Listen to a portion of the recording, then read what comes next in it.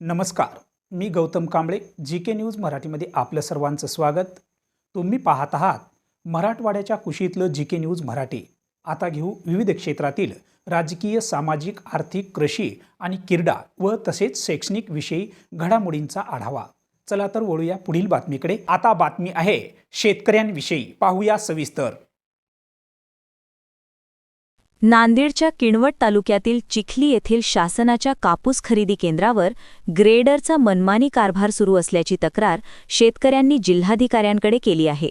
शेतकऱ्यांनी आणलेल्या कपाशीतून क्विंटलमागे 7 ते 8 किलो कट्टी ग्रेडर काढून घेत असल्याचा आरोप शेतकऱ्यांनी केला आहे. त्याचबरोबर शेजारील तेलंगणा राज्यातून आलेला कमी दर्जाचा कापूस या खरेदी केंद्रावर खरेदी केला जात आहे. तसेच व्यापाऱ्याचा कापूस देखील अनेक शेतकऱ्यांच्या नावे या कापूस खरेदी केंद्रावर खरेदी करण्यात येत असल्याच्या तक्रारी आहेत. या कापूस खरेदी केंद्रावरील काळा बाजार थांबावावा, संबंधित ग्रेडरची चौकशी करून कारवाई करण्यात यावी, अशी मागणी कापूस उत्पादक शेतकऱ्यांनी केली आहे. माझे नाव अरविंद विठ्ठलराव कदम.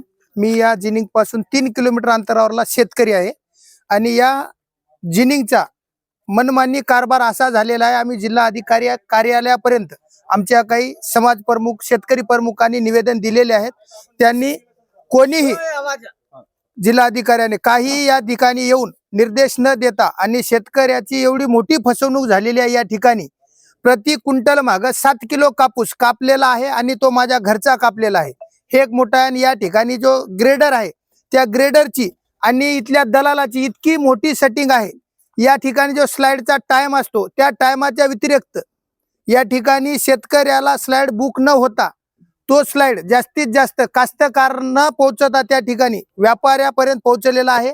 आणि जास्तीत जास्त या ठिकाणी आजही जर आपण सखोल चौकशी केली आणि सखोल चौकशीची आम्ही शेतकरी मागणी करतो, या ठिकाणी सरकारने सखोल चौकशी करावी. या ठिकाणी खरेदी कापूस कुणाकुणाचा झाला आणि त्यांची पेरे किती होते, त्यांनी मांडले किती, त्याचा कापूस खरेदी किती झाला. आमच्या शेतकऱ्याचा कापूस ज्या ठिकाणी घरी होता त्यावेळेस जिनिंग ओपन झाली नाही आणि ज्या वेळेस जिनिंग ओपन झाली त्यावेळेस शेतकऱ्याकडे माल राहिला नाही. बेटायमाला जिनिंग ओपन झाली आणि कास्तकाराचा माल यांनी खरेदी न करता जास्तीत जास्त व्यापाऱ्याचा केला आहे. आणि आजच्या काळाला यांनी जास्तीत जास्त आपल्या इथला माल न घेता आमच्या येथील तेलंगणा राज्यातून आणलेला आहे. तरी आमच्या सर्व शेतकऱ्याची एकच मागणी आहे, या गिरडरची आणि या जिनिंगची सखोल चौकशी व्हावी आणि या ठिकाणी शेतकऱ्यांना न्याय द्यावा, अशी आम्ही सर्व शेतकरी या ठिकाणी तुम्हाला विनंती करतो आणि मागणी करतो. तुम्ही पाहत आहात महाराष्ट्राच्या कुशीतलं जी.के. न्यूज मराठी. सात जनतेची, भूमी महाराष्ट्राची.